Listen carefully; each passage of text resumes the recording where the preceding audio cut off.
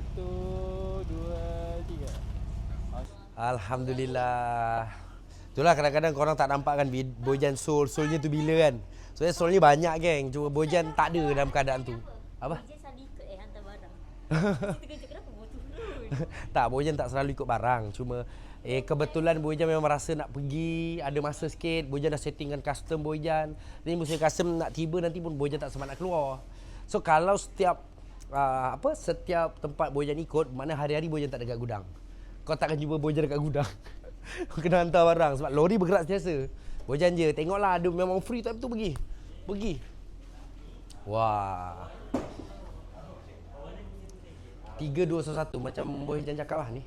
1, 2, 3, 4, 5, 10 kaki. Tengok ruang 10 kaki.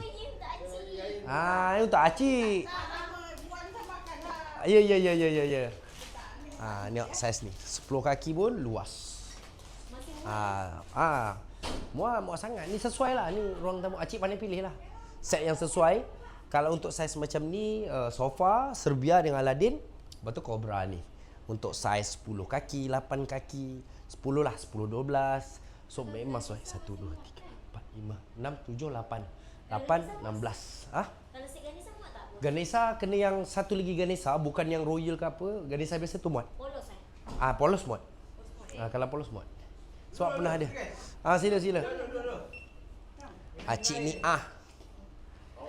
kita orang pula beraya first kat rumah acik ni kan. Musim raya belum tentu nak datang kan.